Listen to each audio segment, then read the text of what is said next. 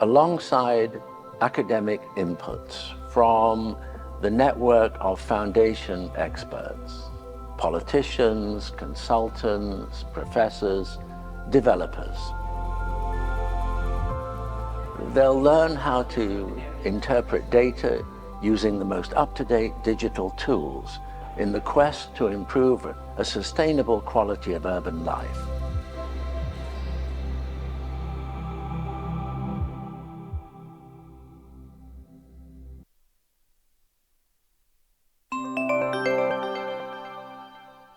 The Norman Foster Foundation public debates are about to begin. Please be seated and silence your mobile phones.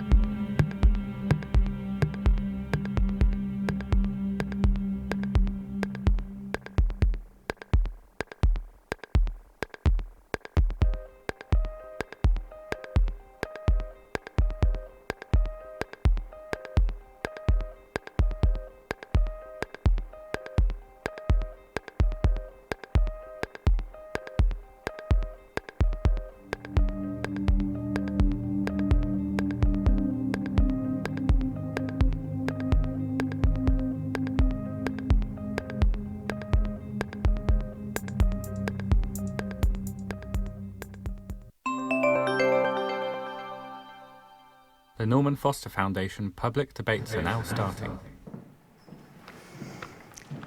Good evening, everybody, and welcome to this debate on healthy cities, organised by the Norman Foster Foundation in collaboration with Sanitas, a healthcare trust part of the international healthcare group Bupa.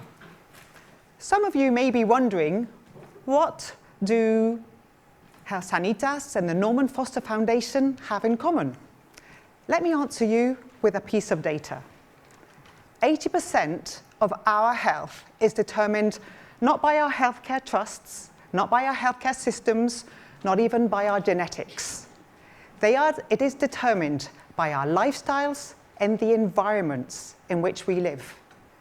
Therefore, exploring ways to design cities to keep us healthier is one of the best actions of preventative medicine that a company like ours can encourage. It is for this reason that we came together with the Norman Foster Foundation 3 years ago, and we had a meeting of minds. We wanted to address the urgent debate about how to rethink and redesign our cities to keep us healthier and not to let us get sick. We therefore designed this cycle of debates, which also feed in to the Norman Foster Institute on Sustainable Cities. And what we want to do is to bring together different voices from different fields of work to design new solutions in collaboration. Back both in the Institute and in our debates, we bring together people from a range of different fields to tackle this complex debate. And today, we will hear from a cross-section of experts and would like you, the audience, to participate, not only enjoying this conversation, but also by asking questions at the end. And we hope that today's event will sufficiently inspire you to also then help us by taking part afterwards in the Healthy Cities Challenge. This is a challenge that in Sanitas we launched in 2015 when we became aware of this direct link between our individual health and the environments in which we live. We wanted people both to adopt better lifestyles, but also think a lot about the environments in which they live. For this reason, every month of May and June each year, we invite you and the general public to walk 6,000 steps every day, and if you have a car, leave your car at home, at least one day a week. If you complete this challenge, we promise to invest in urban regeneration in our cities in Spain. We have a simple claim: we will plant a tree for every person who completes the step challenge at least 30 days of those 61. Because you see, this debate today is not just a conversation, and our step challenge is not just a piece of community action. They form part of what we hope can become a movement to redesign our cities to keep us healthier in the future. Last year, we celebrated our first debate in this cycle. The objective was to start with a broad overview and for subsequent debates to move from facts into action. Last year, in fact, Dr. Maria Neira from the World Health Organization reminded us of her comments to many cities' mayors. She's told them that they have the power to influence and improve people's well-being by the decisions they take. And that means that architects also have the opportunity to become preventative medicine agents of our society. So today, in our second debate of the cycle, we want to delve further into this vision. For this reason, we have brought together 4 incredible experts from very different lines of work who are going to talk about and debate how best to collaborate to bring about those changes we all want to see in our cities to make them healthier. We have an architect turned civic leader, a policy advisor, a researcher, and a city landscaper. A meeting of minds on a common theme. With us today are Iñaqui Carnicero, Secretary General for the Urban Agenda, Housing and Architecture from the Government of Spain. Giselle Seebag, Executive Director at the International Society for Urban Health. Mark Nieuwenhuizen, Research Professor and Director of Urban Planning with the think tank IS Global, and Catherine Gustafsson, Landscape Architect and Founding Partner of Gustafsson, Porter and Baumann. Each of our 4 experts will give a short keynote speech, and then we will have a 10-minute roundtable discussion, which is when we will welcome any questions you have. After our roundtable discussion, we'll move into the second part of the evening, and we'll enjoy listening to Norman Foster and Yolanda Herburu, Chief Sustainability Officer from Sanitas and Bupa Latin America and Europe, to define how we would like to continue working together in the future. But for now, and without further ado, may I please ask Iñaqui Carnicero to join us on stage.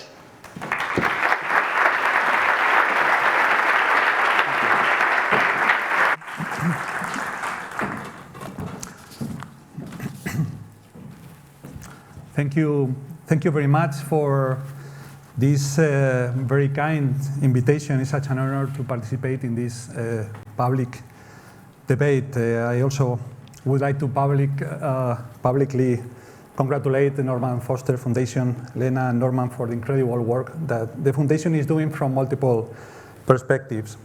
I would like to share my experience working at the public administration. I'm an architect. I've been practicing as an architect for several years, also involved in the academic context. And I was asked 4 years ago to enroll in the public administration as Director General of Architecture and Urban Agenda. And to be honest, at that moment, in a pretty polarized political context, I hesitate.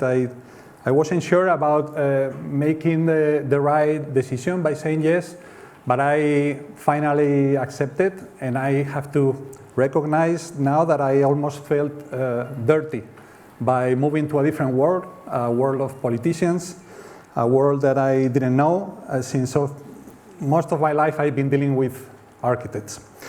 And it was a quite interesting experience that I would like to share today. It was the beginning of the pandemic. It was the time where people realized how related our built environment is connected to health. So for the first time, people start looking at the places where they live, start thinking about their typologies and how that affects to their daily lives. And it was an interesting moment for the ministry where I was working at the time, the Ministry of Transport, Mobility and Urban Agenda, because at that time the minister, the main program that he had launched was the promotion of 20,000 affordable housing units. Then these 20,000 affordable units became 30,000. Then months after that became 50,000, 60,000. It was increased every month. And then I realized that in the political context, politicians and public officers, they have a very quantitative approach towards problems, and there was a lack of quality in the conversations.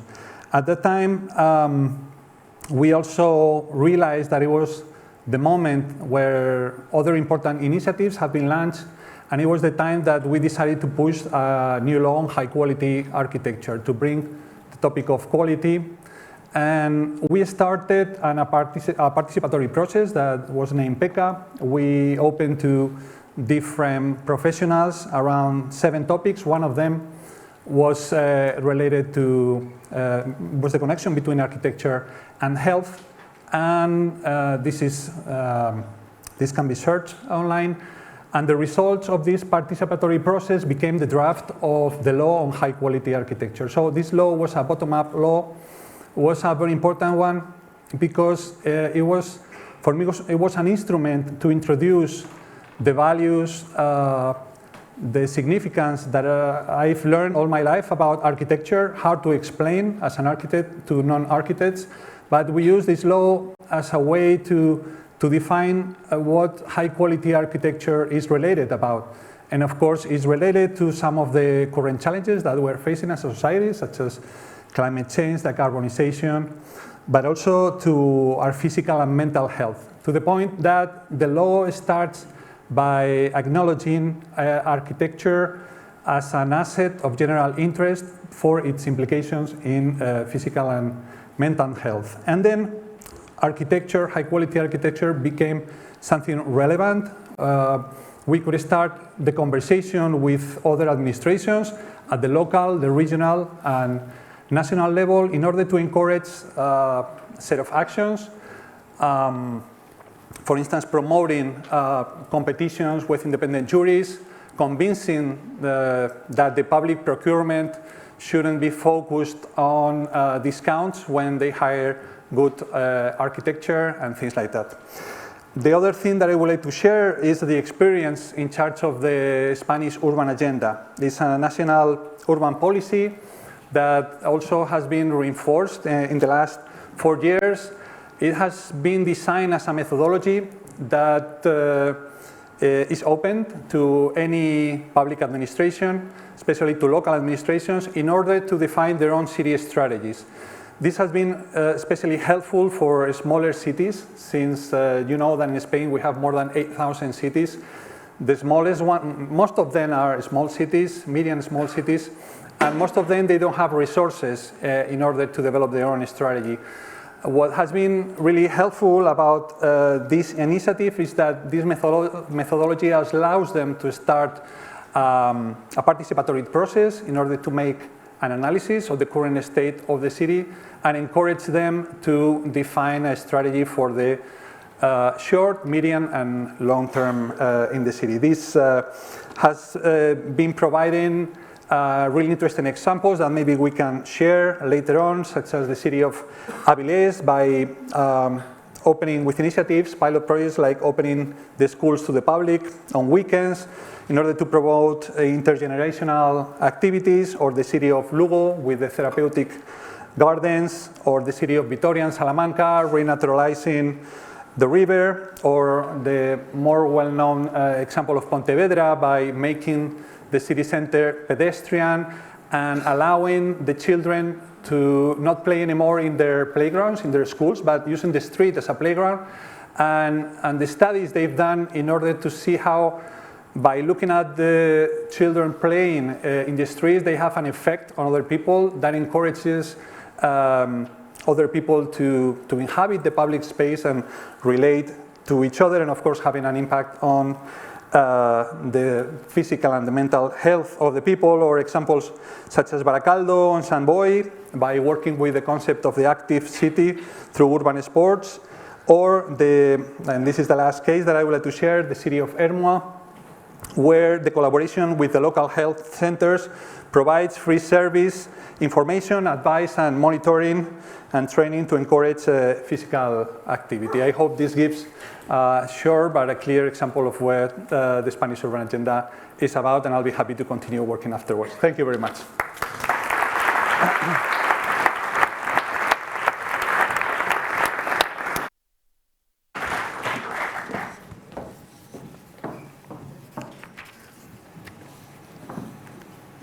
I just want to say thank you so much to the Norman Foster Foundation, to Norman, to Elena, to Sanitas and Bupa for organizing this week focused on healthy cities, and for inviting me to be a part of this critically important public debate today. I'm really delighted to participate in this vital conversation and to share the stage with these really outstanding healthy cities luminaries, so thank you all. I'm Giselle Sibag. I'm a trained architect, urban planner, and public health practitioner, committed to improving urban health by design. I serve as the first ever dedicated executive director of the International Society for Urban Health. And for the past 22 years, the International Society for Urban Health has really worked to articulate and to define the field of urban health. Because cities are distinct from non-urban environments, and they are really complex and interconnected systems. And there was this realization that as cities started to exponentially grow 22 years ago around the world, often without proper planning, there really were not professionals dedicated to investigating and understanding how this rapid urban development and the spawning of new megacities would impact our health and well-being in new and different ways. So since our founding in 2002 as a flagship program of the New York Academy of Medicine, ISUH has been the only global non-governmental organization dedicated to advancing our mission, which is to work across all disciplines and sectors to address the multivariable determinants of health and health equity to attain a healthier future for all people in all communities worldwide. And right after me, you're going to get to hear from Mark Newhouse, one of the most prolific and well-respected environmental epidemiologists in the world. And he's also a good bit responsible for putting me on this path into urban health, so thank you very much, Mark. And he's going to be much more specific about the health impacts. But the point that I want to convey here is that there are a multitude of ways that our social and physical environments make an impact on our health and well-being. For me, I like to simplify them into three main categories. So one are your genetics. Those are the things that we're all born with and we really cannot change. But the others are your environment. I think about your natural, your built, your social environment, and also your behavior. And so those are the choices that we make about what to eat, if you exercise, whether to smoke, take drugs, or drink alcohol. And the good news is, the good news is that scientists like Mark and his IS Global team have figured out that the leading drivers of death and disability globally, non-communicable diseases, are largely determined by a combination of your environment and your behavior.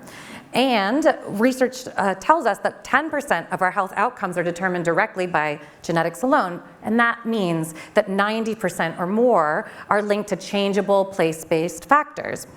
Because in fact, even our behavior is highly influenced by our environment. For example, if your doctor tells you to get physical activity every day, how could you go on a daily walk, for example, or go on a daily bicycle ride if you don't have a sidewalk to walk on or a safe cycling lane to be on? Or how could you choose to eat healthier food if the only stores in your neighborhood are selling processed junk food or the only restaurants sell fast food? So My point is that although we are not all in this room trained as medical doctors or healthcare providers, as built environment professionals designing the environments that we live in, we all wield quite a tremendous amount of influence over building natural spaces and built environments and facilitating social connections and activities in ways that it can explicitly support health and well-being. So we have this really important power to create neighborhoods, communities, and cities which make the healthy choice the easy choice. And that's by doing things like designing active transportation infrastructure into our projects, or by incorporating nature and green space into our lives, or creating healthy food environments rather than food deserts or food swamps. In terms of health inequalities and inequities, so this is something I think is really quite interesting. Differences in neighborhood environments often explain really big differences in life expectancies across cities and zip codes. This is New York City, and you can see here that the life expectancy across different neighborhoods in New York City differs quite dramatically from 65 years to 90 years. Because the places where we live, work, and play, they really affect a wide range of health risks and outcomes. And the determinants of health include neighborhood physical environments, housing conditions, occupation, education, economic stability. We call those social determinants of health. I always think this is quite shocking, but did you know that the #1 predictor of your life expectancy, or how long you're expected to live when you're born, is actually where you live, your zip code, or your neighborhood? That means that babies that are born just a few kilometers apart in major cities around the world today may have lifespan differences of nearly 30 years, depending on what neighborhood they live in. Among the 500 largest cities in the United States, for example, 56 have very large life expectancy gaps between neighborhoods, where on average, people in one neighborhood can expect to live 20 or 30 years longer than their neighbors a few kilometers away. And this is a phenomenon that we're seeing playing out across the world. This here is Brazil, a place I spent nearly a decade living and working. And as we can see here, this is a typical urban environment where some of the wealthiest, most privileged zip codes really are right next to these huge expanses of informal, self-built communities with stunningly different health outcomes, life expectancies, but they're all right next to each other within the same square kilometer. And here we have another example. This is my beloved Rio de Janeiro, looking at the favela of Cantagalo as it overlooks some of the highest priced real estate in all of Brazil. This is Rio de Janeiro's famous Zona Sul. We also have Copacabana, two different communities in the same neighborhood with drastically different health supporting environments. The people who are living in these neighborhoods are experiencing very different health. Salvador here and the Olympic Village in Rio de Janeiro, that's the Olympic Village, and that's the informal community right next to it. And I'm not trying to critique or pick on Brazil. I love Brazil. But in fact, Brazil is not unique. Here we have Mumbai, India, where more than 50% of the population today lives in inadequate housing or informal slums. One of Mumbai's largest slums, Dharavi, their labor force produces enough economic output to generate up to $1 billion a year. But Dharavi residents' health is pretty bad compared to their neighbors, and they live significantly shorter lives. So what if we just think about how much more they could contribute if they were healthier and not missing work every day due to preventable illness? And one of the best ways to do that, actually, is to not spend all of our money, time, and effort on curing people once they're already sick and then putting them back into the environments that made them sick in the first place. That's kind of the business as usual approach. We've tried that, and I think a lot of us here could agree that that approach isn't really working the way we would like, because healthcare costs, for example, as our friends at Bupa and Sanitas know, they continue to spiral out of control. And in fact, we're spending even more money on people's health, but health outcomes are conversely, weirdly, they're worsening in many cases, and life expectancies are actually starting to decline. So things are clearly not moving in the right direction. Instead, I believe that we should spend our efforts and our resources on preventing the leading drivers of death and disability for the majority of humanity. That's those of us who live in cities, in our neighborhoods through upstream prevention. So we really need to focus on transforming the neighborhood environments where residents are experiencing disproportionately poor health outcomes and redesign them, transform them into neighborhoods that holistically support the comprehensive health and well-being of all residents. And I think hopefully I've started to make the case that, as you can see, decisions that arguably make sometimes the biggest impact on our health are not actually always coming from healthcare industry, pharmaceutical companies, medical professionals, doctors or surgeons, all who treat you once you're already sick from our environments. But instead, often what impacts our health so importantly is actually being decided by non-health actors who design the physical and social experiences that shape our everyday lives. In effect, making all of us in this room who are working on changing the physical and social conditions in our cities, including policymakers, government officials, city planners, designers, real estate developers, architects, and more, all of us are critically important public health workers. I've basically run out of time here, and we can hopefully debate it more. But from an urban health perspective, we recognize that the determinants of health in cities are multivariable, and they can really only be solved through closely coordinated systems approaches to collaboration across all sectors. And here we see some of those key areas.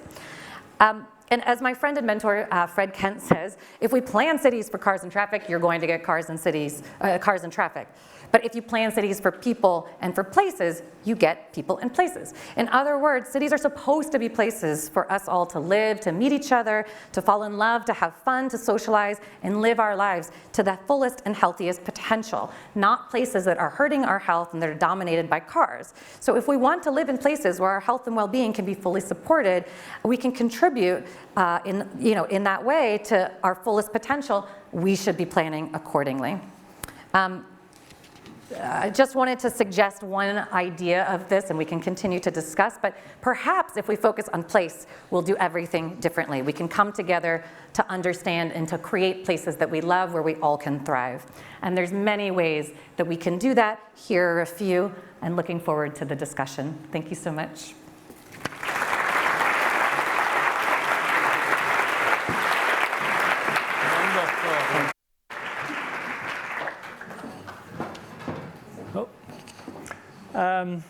Wonderful, Giselle. I mean, puts the setting up for me.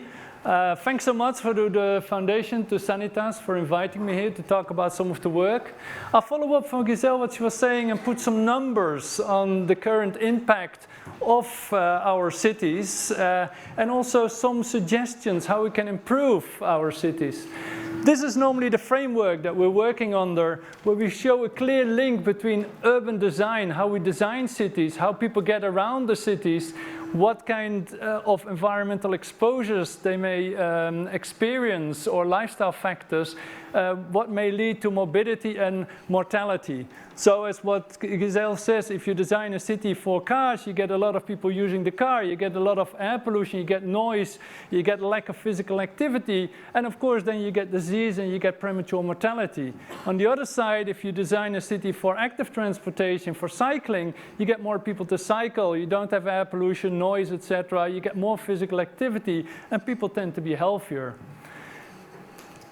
We recently did a study in around 1,000 cities in Europe, and what we found that there are annually 166,000 deaths because of air pollution in those cities, because the levels are above what the WHO, the World Health Organization, recommends for air pollution. We also find that there are up to 43,000 deaths each year because of the lack of green space in our cities. And up to 60 million people suffer health effects because of the noise levels in cities. Many of the cities are quite noisy. We looked specifically at Barcelona and found that 3,000 deaths each year are attributable to what we call poor or suboptimal urban and transport planning because of the high air pollution levels, the high noise levels, the heat island effects, the lack of green space, and the lack of physical activity that we have in Barcelona. So we can improve on this. We can make our cities much healthier.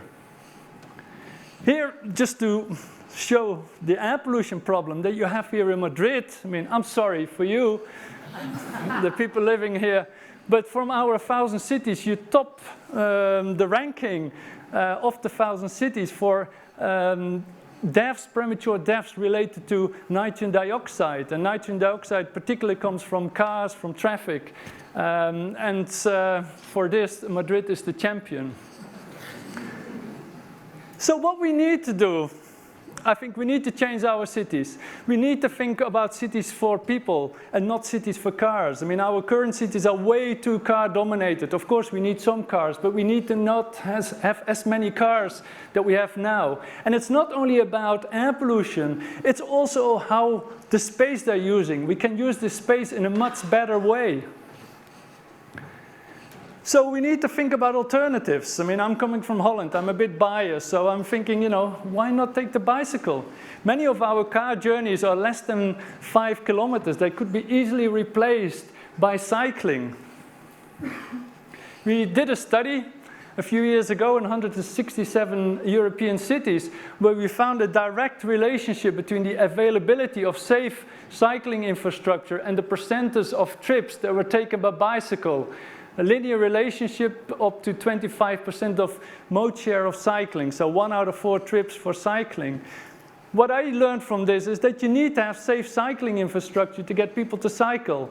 If you don't put cycling infrastructure there, no cycling lanes, people don't cycle. It's too dangerous. Forget about it. Also, we estimated that in these cities, if you would get a mode share of 25% cycling, so 1 out of 4 trips cycling, we could prevent more than 10,000 premature deaths each year in those cities. This is an example. So Utrecht is a city that has now 80% of trips are taken by bicycle, and I think that's what we should be aiming for. But it's not only about transport, it's also about how we use space by increasing green space. We know that green infrastructure, parks, trees are very important for health, for mental health, for cardiovascular health. It reduces the risk of cancer. And there are many benefits, including the reduction of premature mortality. But what if you could implement both? I mean, if you could address both. I mean, both transport and also green space. And this is, for example, with new innovative urban models like what we have in Barcelona, or what we're supposed to have in Barcelona, I must say. It's called the superblocks. This is the current situation. What you have, we have a grid system, cars going up and down, left and right. The idea of the superblock is to cut 4 junctions and increase green space in this particular area, and don't let motorized traffic in there, only active transportation, get people to walk. The original plan proposed by Salvador Rueda was to implement 503 superblocks in Barcelona. Oops. Unfortunately, we only got up to 3. This is one of them, Sant Antoni, please visit. This is what it was before and what it was afterwards. But we did a health impact assessment and estimated that you could prevent almost 700 deaths per year in Barcelona if we would implement all the 503 superblocks. You know, that's because we could reduce air pollution levels, noise levels, the urban heat island effects. We could increase the green spaces and also increase physical activity. So by changing the urban design, we improve the environment and prevent deaths. I mean, that's very powerful. That unfortunately, the politicians were not completely in agreement. They came up with a kind of watered-down approach, what we call the green corridors, or ejes verdes.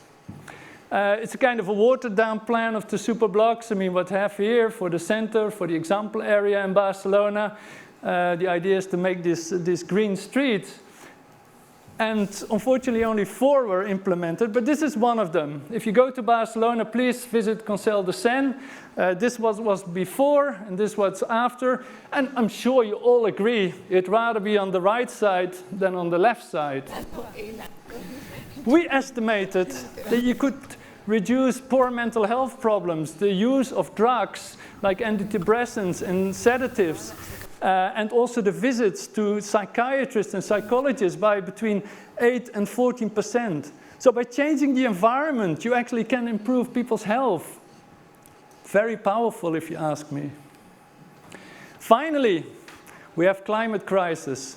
Our cities are getting hotter and hotter. I mean, it's almost unbearable to be, in a city like Barcelona, and probably also here in Madrid during the summer. We know that also the city center is normally 3-4 degrees hotter than surrounding areas because the concrete and asphalt absorb the sun during the day, the heat, and then, emit it during the night. So the so-called urban heat island effects. We estimated in 100 cities in Europe that 4% of mortality during the summer is due to this urban heat island effects. But we also estimated that if we would increase the tree cover in those 100 cities from the current 15% up to 30%, what is kind of a target for many cities, we could reduce the temperatures by 1.3 degrees on average and prevent about 1/3 of these premature deaths related to the heat island effects. Again, by greening the city, we improve health. We reduce premature mortality. So why don't we put health and well-being at the center of urban planning, like as was suggested by the Guardian newspaper in one of their articles? Often health is ignored, it's not being thought about, but let's put it into the urban planning process. Let's put it in how we design our cities. And just a reminder, I'm from Holland. Amsterdam was not always about cycling. Here you can see nowadays in 2020, one street, a lot of people cycling. But in the 1970s, there were lots of cars. But changes were made. So let's start with all our cities and change them and make them much healthier. Thank you.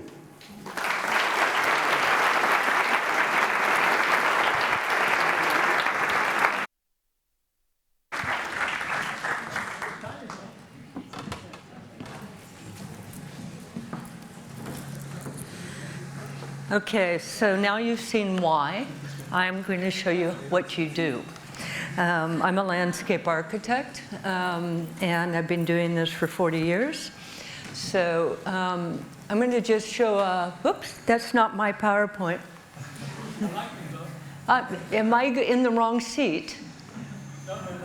So it was a reserve slide, the other. I keep going? No, other way. Oh, the other way? Yeah. Okay. Oh, there we go.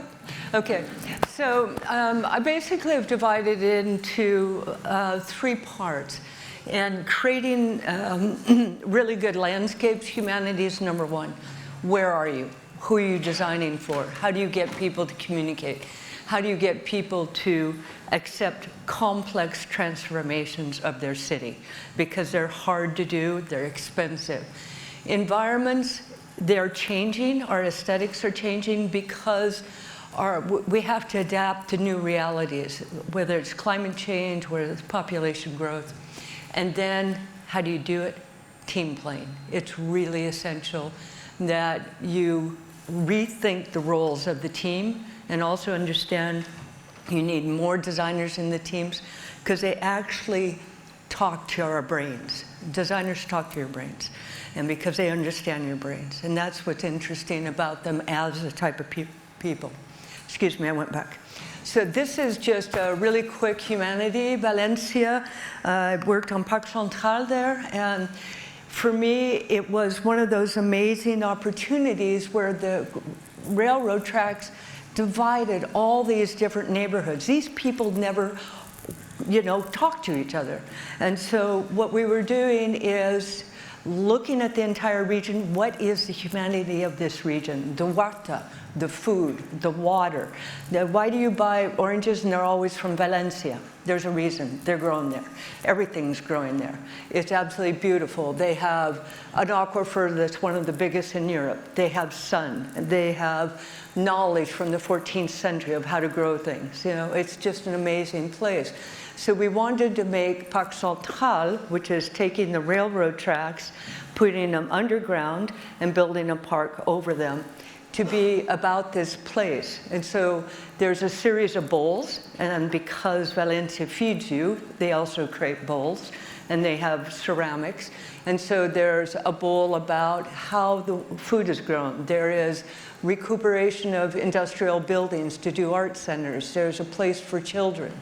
And all of that comes together to really express the soul of that city. So every time you walk in the park, you walk in with water, because all of water is what feeds this community. Every time you come, the huerta is where all the food is grown. There's a garden about how historically we grew food. How do we grow food today? And to go along with that is a restaurant that is an industrial building from the train yards that we moved to have a restaurant that is actually using the food from this garden. It has a whole association with it of experts on growing food in the university. We use landform to create these bowls, the children bowl on the right, the Huerta bowl, and the canal that leads to the only historical building in the center of the site that used to be a farm. So bringing back that history of that place, using modern technology to build green walls that don't require a lot of environmental use, like water. These are huge concrete pieces where all the water and all the roots interchange between inside the entire wall. Also, places that are very different, whether it's family with shade, whether it's somebody that's older, looking at how people find their places, how to transform an industrial building into a really beautiful art center that is able to celebrate the different growing of the Huerta and the city, but also to create a place of celebration, whether it's during the day or at night. You take the water off, you put a fair on it. So you're constantly using the space in different ways. The other project I want to talk to you about is my biggest headache right now. It's just this little teeny project in Paris. It's only 50 hectares, you know, it's like, it took me a year to win the competition, and now I'm wondering why. So it's all of this, and I used to walk here every morning on my way to go to landscape school in Versailles at 7 in the morning, and there were stones I fixed here that were broken then, 40 years ago. This place is a mess, and it's a mess for two reasons. The main reason is called 10 million visitors a year. It is absolutely inundated. How the Eiffel Tower became the symbol of love, I have no idea. Because that is not love, right? Everything is broken. There's, you know, think about heat sink. Think about how hot that is in July and August. It is unsufferable. There is not a tree, there's nothing, you know, it's just absolutely incredible. So then they win the Willard Cup, and they go out and celebrate on the one piece of lawn that is there and completely trample it. So it's not just the 10 million, there's also another 10 million in Paris. And, you know, we needed a solution, so it's called one idea for the entire site. The first thing is there are no cars. So from here to here, the central axis no longer has any vehicle except police, health, and public transportation. The cars on the quay, they go into tunnels that already exist. The other thing is we're trying to reduce the amount of impermeable surface. We have almost 35%. The other thing is to create plazas, so you have events on the plazas and not on the lawn, okay, so that you actually have activities. And also you change all the traffic pattern, like at Trocadero, it's a circle, and now it's an amphitheater, so this whole thing is pedestrian. Because of the pandemic, we changed the bridge. Instead of taking your selfie in the middle where you can get killed by traffic, you now can take it on the lawn and have a nice promenade down that lawn, and the bus will pick you up on the side and take you to the next place. So you would think it's not very controversial. People don't like losing their cars. And so you're going to have to fight politically to get rid of cars. And the rich are going to be the worst, okay? So they all have big ones, and they all have lots of them. So trying to figure out how to do this was very hard. And because of the pandemic, the Eiffel Tower had too much lead in it. We had more lead than we knew. We had all sorts of shutdowns, so we're like 3 years late. And we were supposed to finish 50% before the Olympics. This is the only thing we got finished before the Olympics, the only reason we got to do it is they're going to put the gold medals out here. And so I, kind of convinced him, I really don't think you want Mr. Macron out there in this really ugly place. And so, we had all the bids were out. We had the bids, we had everything. So this is a restoration.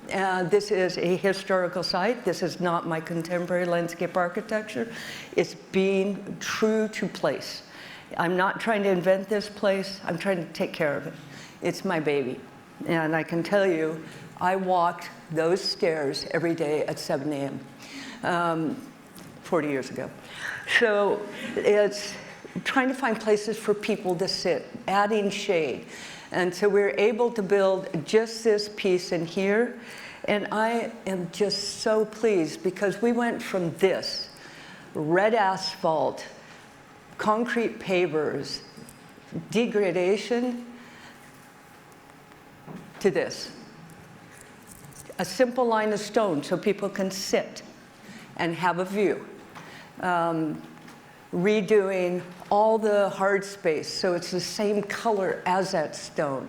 Making more green spaces. And there's new tree planting for shade here.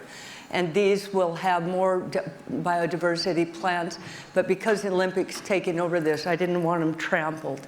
So we'll put them in after the Olympics. So this is the last project I'm going to show you, and it's called Teams. This one, Eiffel Tower, the team is huge, okay? But every project needs a team because every team brings in different thoughts.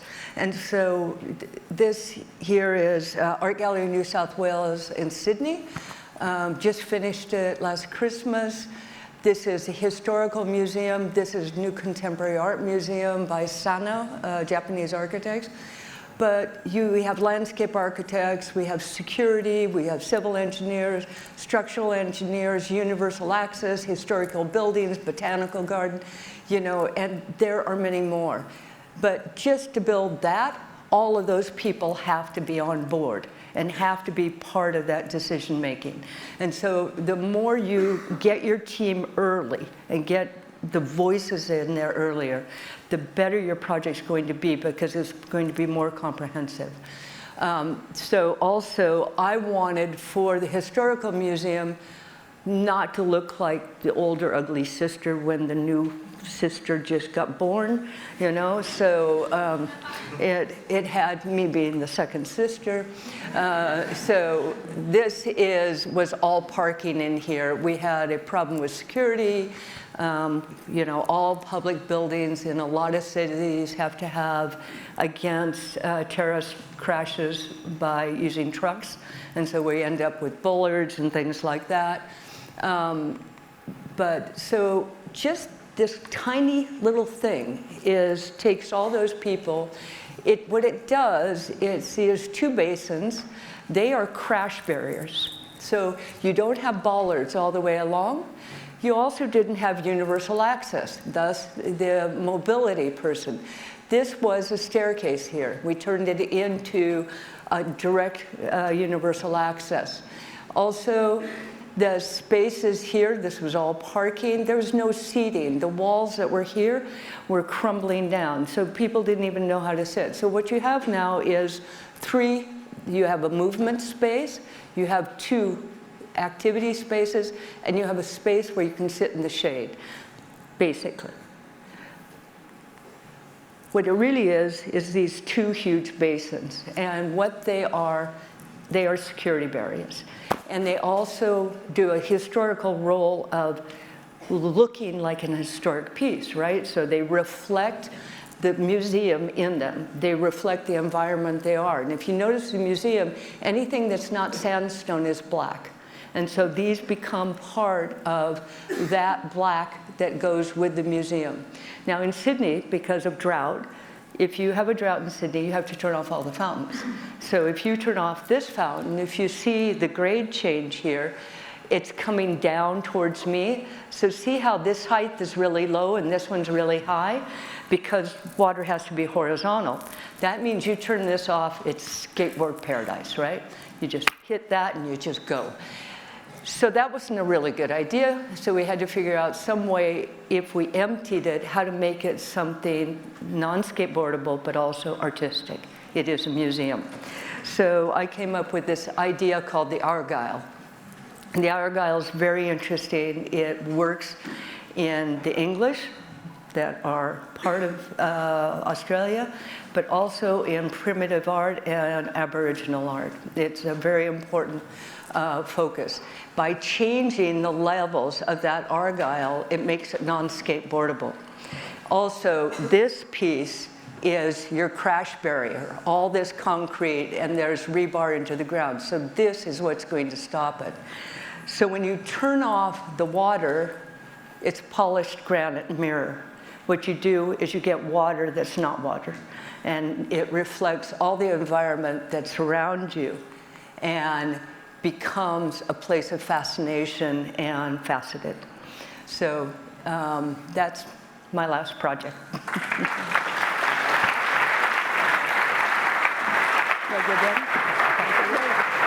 Very much so. Thank you to you all. We'll now have a short roundtable discussion to delve deeper into all the projects we've just heard about. Would you like to sit here, Catherine? I sit where you tell me. Okay. Iñaqui here, Giselle there, and we'll leave Mark on the end. This is one. We match. Thank you very much to all of you. A lot of food for thought. So we wanted to have a bit of a debate here, but maybe starting from what you were saying, Catherine, about teamwork. What is the best way, this is going to be a question for all four of you, what's the best way to articulate cross-sector and public-private collaboration to ensure we really can build the healthy cities of the future that we all want to see? I'll start with you, Giselle. I'll start with me. All right. Well, I think first, I mentioned it a little bit, but I think first of all, we all kind of need to get out of our silos. People talk about that a lot, and I think it doesn't happen very often, but I think if we're serious about creating healthy cities, we actually, Mark, you need to stop talking just to researchers. You are a bit of a double agent. Iñaqui is a bit of a double agent because he's in practice, but also now policymakers. But you know, I wonder how often you get together with your fellow policymakers in other departments to talk about what you have in common and how, for example, if you think about a place or a healthy city, how someone from your department is actually, your work is related to the work that other people are doing in sustainability, in public spaces, in green space, in transportation, in social services. In health. There's so many ways that you all could come together. I'm not sure how much you're doing that. I'd love to hear about that. In practice, obviously, you're out there really doing the work, but I wonder how much dialogue there actually is between professionals and, let's say, the researchers. How much are we actually connecting the dots and taking what Mark is learning about how to really, truly create healthy and sustainable cities and then translating it into impact and action via policy and via real built work. And I think of, there's two examples that I thought of as we were as everyone was speaking about this earlier. One is, when I was working with Mark, I think it's nearly 15 years ago now, it feels like a million years ago. In Barcelona, Mark was out there doing these health impact assessments that he showed you some of, and he was showing how many lives could be saved if, for example, Barcelona, which at that time did not have much cycling infrastructure, what could be done, how many lives would be saved if some people got out of their cars and got into bikes. And I think you did a really amazing job, and it's not so common for researchers, so I have to give you a hand. You actually worked with the city councils, with the City Council of Barcelona, and you convinced them to put in some bicycle infrastructure based on that research. And now I think Barcelona is quite a cycling-friendly city, and it was not before. So that kind of thing I just think needs to happen much more. And then Iñaqui also mentioned Pontevedra. I love the example of Pontevedra, because I wonder, as we if we can actually get out of just talking to each other in our own professions and get out of our silos a little bit, connect on a common thing that we really care about. And I think, for me, place is one of those, because we all want to live in great places. Pontevedra is one of those examples where we can see what happens when a mayor, a very progressive, a mayor who understood the potential, he actually listened to the researchers and he pedestrianized, he reduced the air pollution, he created a walkable town, and people want to live there now. I think in terms of small towns in Spain, and you know this best, but from what I know, most of the small and medium-sized towns in Spain, people are leaving. But Pontevedra, no. Pontevedra, people, young families, people who can contribute in great ways to the city, to the community, to the economy, they want to live in Pontevedra because people got together in different ways. Researchers talked to policymakers, talked to community members, and that was articulated in a way through practice. And now Pontevedra is just a wonderful place to be, but it wasn't that way very long ago, right? So I think like those are examples where we could get out of talking just to each other, get together, come together on a common theme. I think there's no better thing than us all living in great places together, and we can see some examples of that working.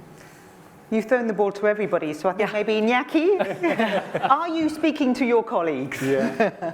Well, we were discussing about this during lunch. I think you made a great point. I basically would make all the great professionals that I've seen here, I would force you guys to work at the administration for 4 years, because it's through policy making where you make important changes in the city, and sometimes it's not very easy in terms of the responsibility of each administration. And when we talk about making important transformations in the city, it is the role of the city, but also it needs the region, but also it needs to the state, to have the support. So you need to find alignments between the different public administrations, and in order to do that, you have to remove the bad politics, and focus on doing things that are meaningful for the people, for the city. And you can only do that if you have a holistic perspective of how each decision in the city has an impact, not only if you work with mobility, not only related to transportation, but it affects the health of the people. So, and this is a great audience to send this message that the public administration needs great, brilliant people like you guys to be enrolled, maybe for 4 years and then going back to practice. I think things would improve and the transformations in the city would be faster. Catherine, do you agree with that? And also what Giselle was asking before, is data from institutions like Mark's useful for the work you're doing in cities? Yes, absolutely. I mean, I think for me, the real problem, because I only do public works, is that there's not enough dialogue between designers and the city. I mean, the politicians, the career people, I mean, a lot of cities have people that, it's my career to be in transportation and I'm gonna have a job till I'm 65. I mean, it's embedded, right? And I know what I'm doing. And I don't understand why cities don't have these colloques with designers and say, okay, guys, what would you do with this problem? What can we do? When I said designers, they understand your brain, you need them in your policy making, not after. And I think it's our biggest problems. I look at things made by policy and they're just so stupid. I mean, it's just like, it's right now we're living with the not sighted people or less sighted people. All they have is a bunch of dots on the ground that they have to search for. You notice that you don't have people out that are not sighted? And not everybody can afford a dog, right? And so why aren't we thinking technology?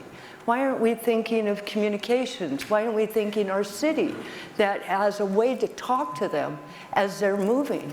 You as a designer, I'm sure we can come up with better solution than dots. And it's just one idea, but it's a lot of things. How do we get the public involved in planting your trees? So that becomes their tree, that becomes their neighborhood. And so getting the public more involved in the works that we're doing, and how do we do programs, how do they understand how to plant a plant, how to take care of it, so it becomes part of their lives. I think that getting people involved and designers involved in how we do things, I think would help. Mark. Yes, no, so we've heard the problems about the silos. I think also the different governance level, it's a big problem. I mean, in a city like Barcelona, there are 5 levels of governance that decide on what is going to happen there. But I think also what we need is political leadership. It's so important, the mayor, what the mayor is thinking of doing, and what is the vision for the city. And I think, unfortunately, we missed that in some cases, or many cases. I mean, we've got some visionary mayors who want to see the city improved. I mean, in Paris, I mean, there are some good examples. I think London, we see things are happening, but often it's still lacking. And you need to have leadership, and you need to be able to take unpopular decisions. I mean, saying, you know, this is better for you as citizens. You're going to live a healthier life. You don't end up in hospital. Why would you spend your time in hospital while you can live a healthy life? So we need to emphasize that more, I think. And also what I see often, you know, there's a lot of resistance for people to make changes. I mean, you know, people are hating to give up their car or their parking spot, I mean, in the street. I mean, they can't imagine.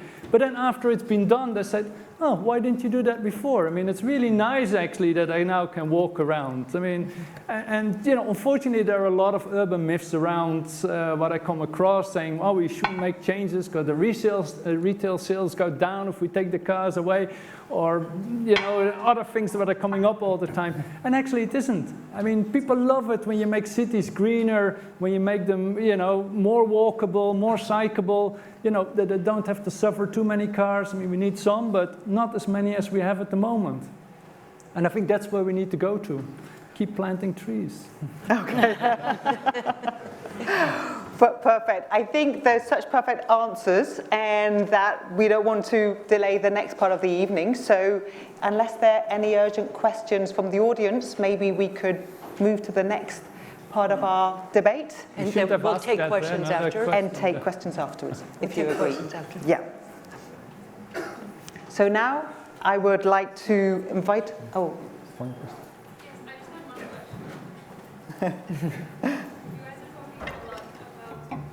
Your mic's not on.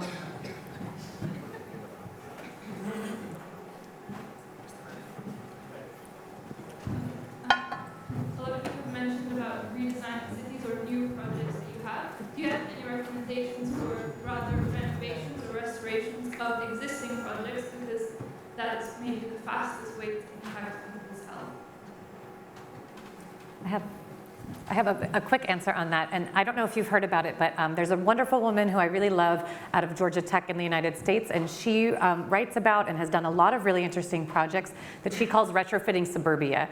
Now, here in Europe, that's a bit of it's a different animal, but around the world, we have a huge problem with sprawl and suburban development that are unwalkable, they're not compact, they're not green, they're full of cars and pollution. And of course, because that's really the bedrock of the city, that's the most difficult part to change. And what she's going in and doing is taking dead malls, these big so not the good kind of super blocks, the other kinds of super blocks that you really can't walk along, and she's actually putting in a smaller street grid, making it walkable, adding trees, you know, adding benches, and making it a healthy, sustainable place, including mixed use. So there's new residential there, there's new commercial there. I think that's something that is so important, because there's so much embodied energy that we've already spent on terrible developments that make us sick. There's got to be a way, and she's exploring one where we can actually see going in and taking what was a terrible place for our health and creating a way to support health and well-being for the residents, and adding new density, adding new residents and amenities and uses. So I think that's one example, but maybe there's others from the rest of the group. Any more questions? Then our speakers will be here later, so we can continue speaking afterwards. And thank you very much to all of you for your time. We'll move on to the second half of our evening with Norman Foster and Yolanda Argudo.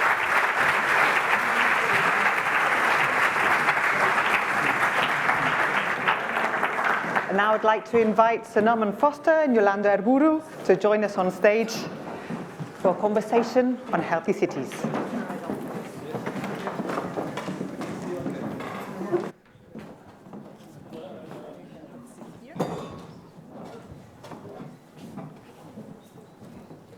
Okay, so, well, thank you everyone, and it's wonderful to have you here, Norman, and after this, it's not working, the mic? Yeah? Maybe now? Yeah? No?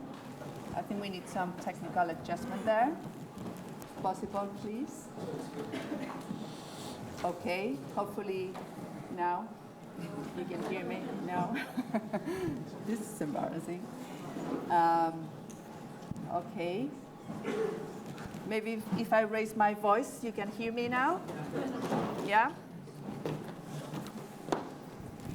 This is much better. Yeah, thank you. Well, so I think it was a wonderful session that we have before with all the wonderful speakers that we had, and lots of inspiring words, and also it is a pleasure to see how health is becoming part of the conversation in urban planning and in public policy as well. There's a long way to go still. So my first reflection would be, and see how we can further develop on that, Norman, is how you think health can be better integrated in planning, urban planning for cities.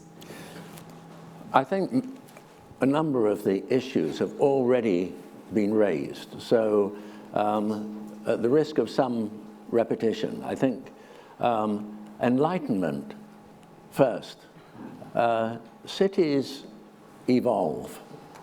We have to create, by 2050, to accommodate population growth, something like the equivalent of 47 Madrids every year between now and 2050. So new cities and existing cities modifying them. So we have to encourage what we know are the healthy trends and discourage the unhealthy trends. So enlightenment has to be coupled to leadership in terms of implementation. And those decisions should learn from history, and they should also be able to separate prejudice and fashion, short-termism to long-termism, and what the lessons of history and data tell us. Connectivity is, for example, one key word, whether that's connectivity thinking holistically within a neighborhood. So we shouldn't be thinking of housing in isolation. We should be thinking about homes, and homes in terms of neighborhood, and walkability, and the encouragement of clean mobility, the bicycle, for example. Recently, in a week with a cycling group in Provence, I cycled 400 kilometers in that week. And some of it was on well-designed bicycle lanes. Some of it was on bicycle lanes which was absolutely terrifying and dangerous. I'd be better with the traffic. And we've seen the revolution of the e-bike, which has dramatically extended the range of clean mobility. Connectivity with nature. Again, we know that statistically, somebody after surgery in a hospital, if they have a room with a view, they use 60% less painkillers, and they leave hospital one day earlier than somebody in a room without a view. We know in terms of biodiversity, we've heard the arguments for bringing greenery into our communities. Obviously, it improves the quality of life in terms of mental health. It also improves the quality of air. But the argument for biodiversity, and something we've talked about at some length together, I mean, 70% of infectious diseases are the result of the transfer from animals and birds to humans.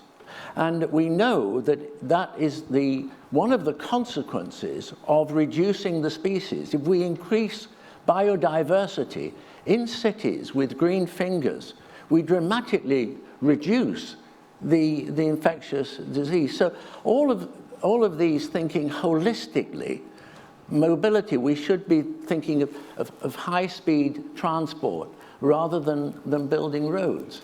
And again, Spain as a nation has fantastic high-speed train. I mean, it's faster to go to cities and far more civilized by train than sitting on a motorway for hours. Yeah, definitely. And you've touched on the subject of how environmental factors are affecting the way we live and the lifestyle that we have, if it's a healthy lifestyle or not. From a healthcare company perspective, what we have seen is that all those environmental factors have a very tangible expression in how people get sick and need help.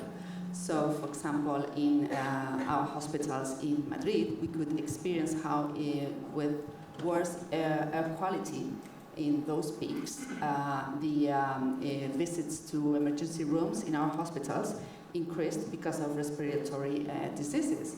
And in Chile, for example, our team in Bupa, Chile also has seen how consultations during extreme heat waves have doubled in medical centers, in our medical centers, and cardiology consultations have increased by 52%. So the case for healthier urban planning is there. It's interesting that I'm thinking whilst you were talking,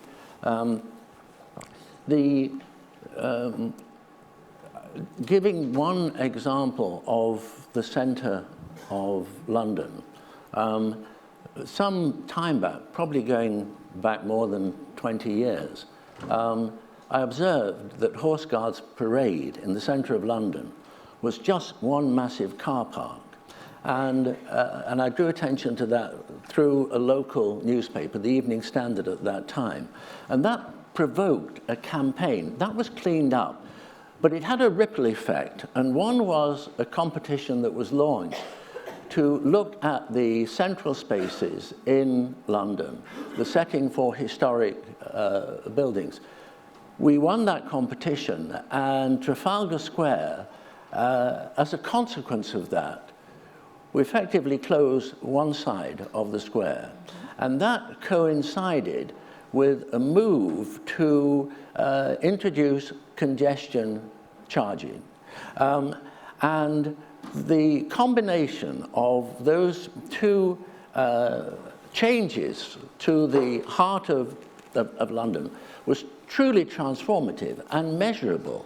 So there was a 30% reduction in congestion. A lot of the traffic we found through analysis, through questionnaires, was going through the centre of London, when really it could go on an orbital around it. It wasn't going to a destination in the centre.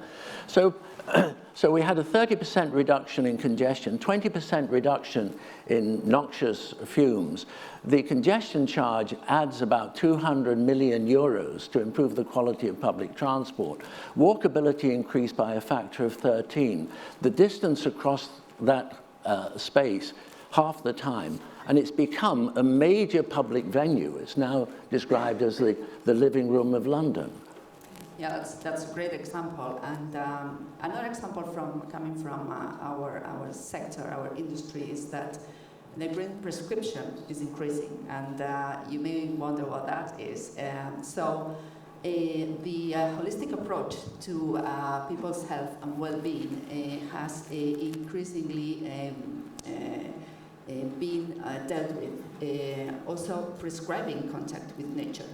It has a positive effect against anxiety, depression, obesity.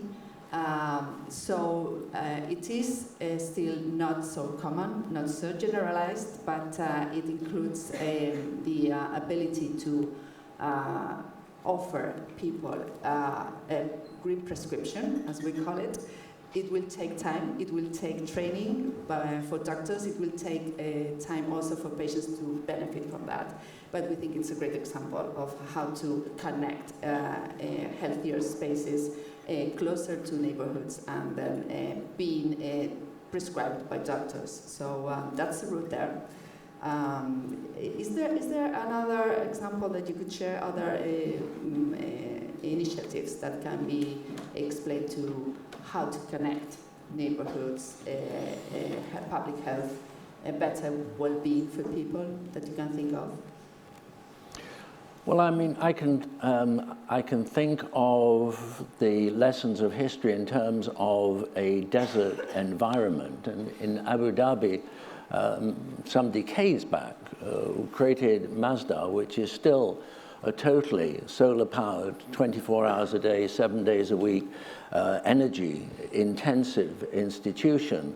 And by learning the lessons from a past before an age of cheap energy and being able to throw a switch, the use of evaporative cooling through vegetation, shade orientation, scaling spaces in an age before the car, putting the car below ground, in that instance, electric cars, and this is going back some 20 years, chargeable induction charging.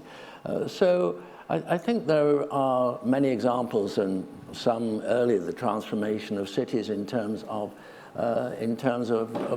bicycles. So really encouraging the compact, walkable city, which we know consumes half the energy of the sprawling car-borne cities, which consumes nature.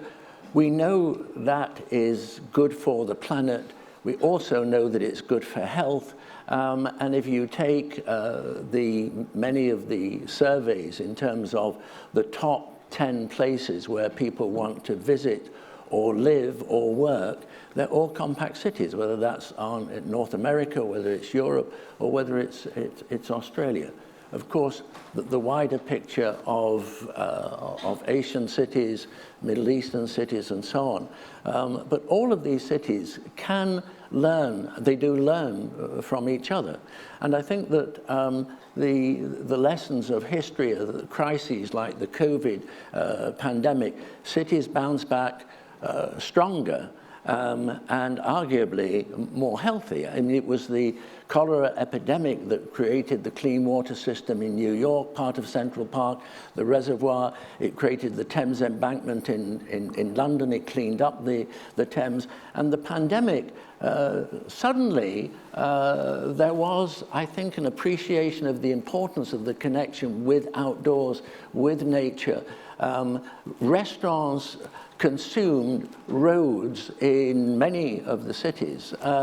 And those restaurants are, in many places, still in place, and the traffic still moves.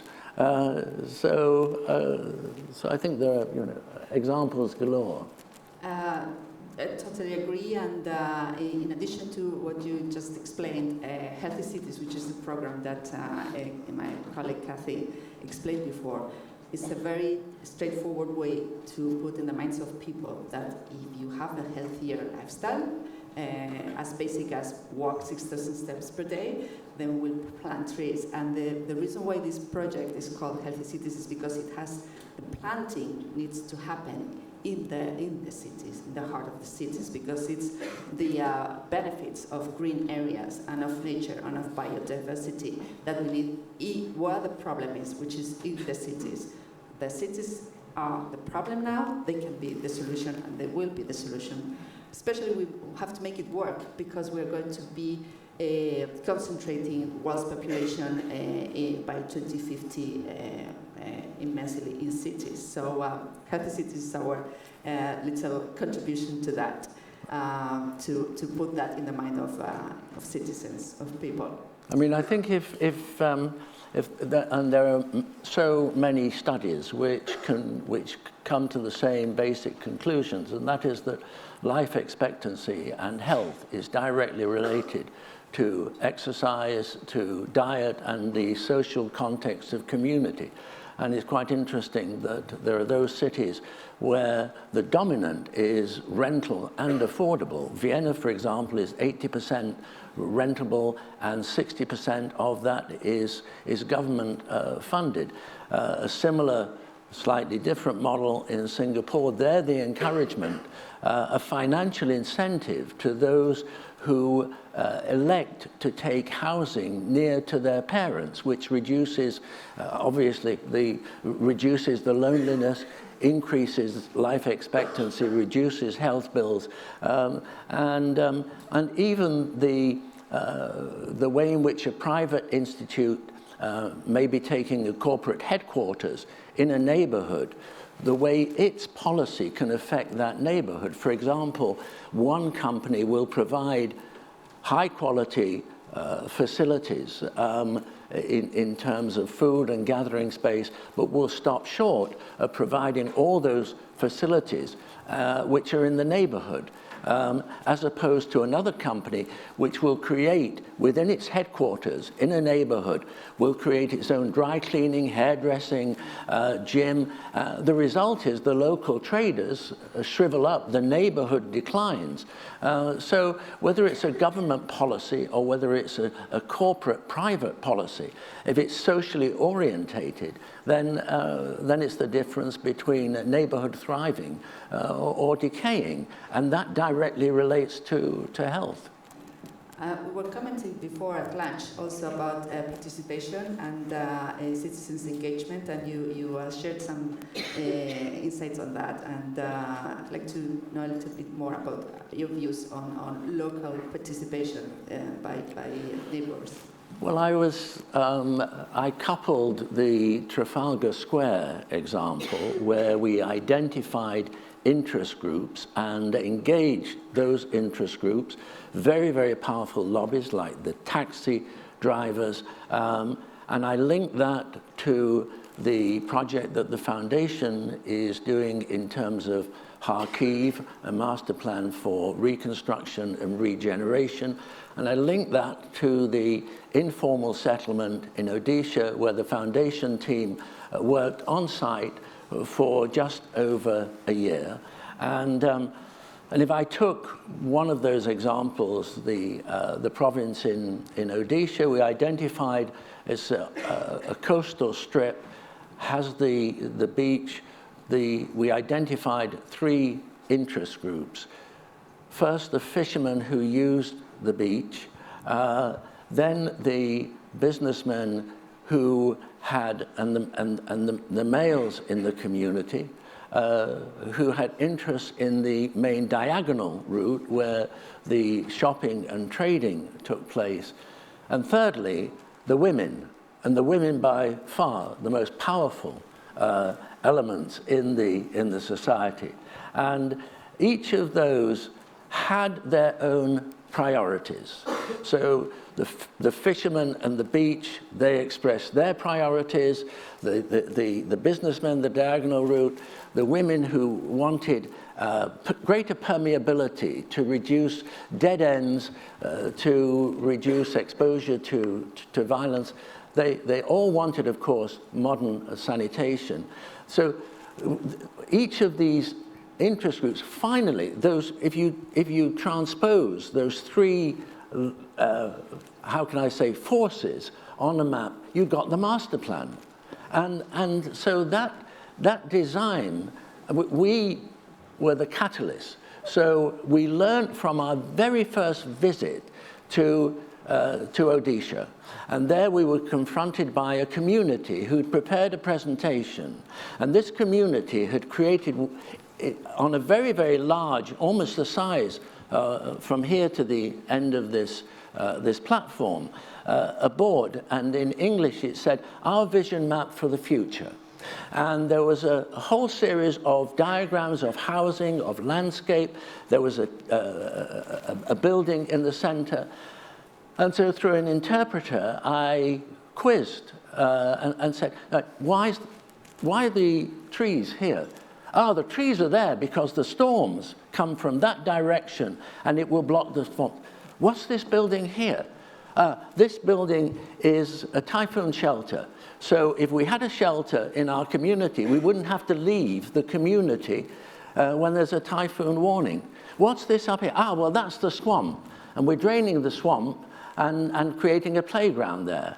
And so, and at that point I said, who designed this? And on one side of the board, hands shot up, and it was every generation. There was the grandmother, the mother, and the daughter. And they were responsible for it. And I said, you know, you should be in a school of design or a school of politics or whatever. So the point is that a master plan should not be imposed on high. Whether we're talking about the center of Madrid, the center of London, or we're talking about a rural settlement in India, the principles are the same. It has to grow from the community.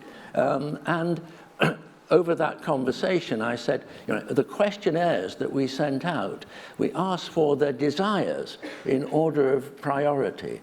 And the first desire, which interestingly around our lunch table, nobody could guess, the first desire was a roof that does not leak. That's right, we couldn't guess that, but very, very clear on how priorities are set by the users and the neighbors themselves. So with that, I think we can conclude this wonderful conversation and the wonderful session. I think we can have some questions. We can take some questions if there are some before we conclude.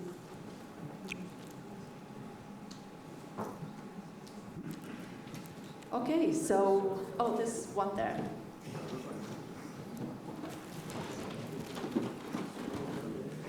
Hello? Yeah, thank you. I am one part of the Norman Foster Institute program. I'm so grateful to be part of this program and to be here. I just want to ask, I mean, like from the point of the learning from the past, I'm just curious to say, okay, like, do you think our action and our approach in general should follow the past as what is it, for example, and learn from it, or it's about the way how the people adapt to the current condition which we created already? So let's say in another world we create a new problem for these people, so the people like adapt to this new problem, like the car, the pollution. So every generation it have like their problem, and they create their solution, and they adapt according to it. So we learn from this past, I think, like for example, as you said, in Abu Dhabi they were using, for example, the Malkaf because they had a problem of the heating. So they create this solution. But now I'm not sure we have to take the same like solution as past, because now they have a new problem out of this. For sure we are learning from them.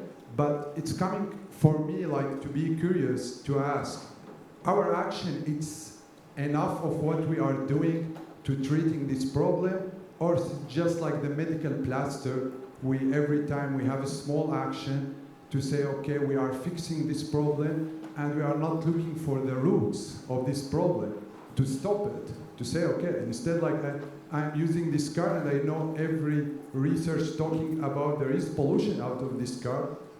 Maybe I am still young I don't have the decision, or maybe it's a stupid question. Why we didn't stop to produce the car? And that's it. If I know it's like that's the problem.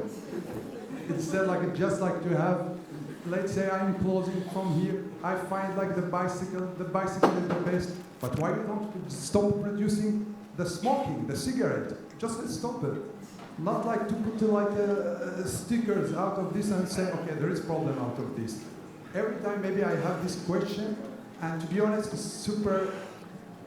I think we have to separate fact from fiction, if you look statistically, and I don't know the statistics, but probably you can measure deaths before and after seatbelts. You can measure deaths in terms of cancer before and after smoking. And on mobility, yes, I think we should question some of the current government mandated moves in terms of electrifying mobility. 85% of the world's electricity is generated by fossil fuel. If you're squirting dirty electricity into a battery, it's a dirty car. So the electric vehicle is not clean if the fuel that is stored there is produced by coal, oil, or gas. It's as simple as that. Okay, so I think we have come to an end.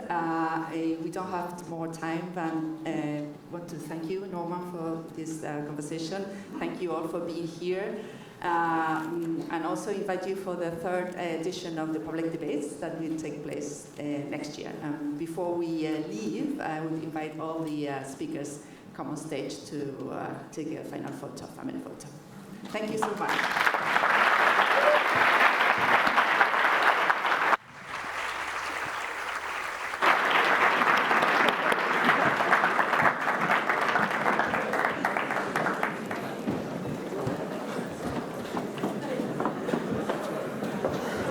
Go to the other side.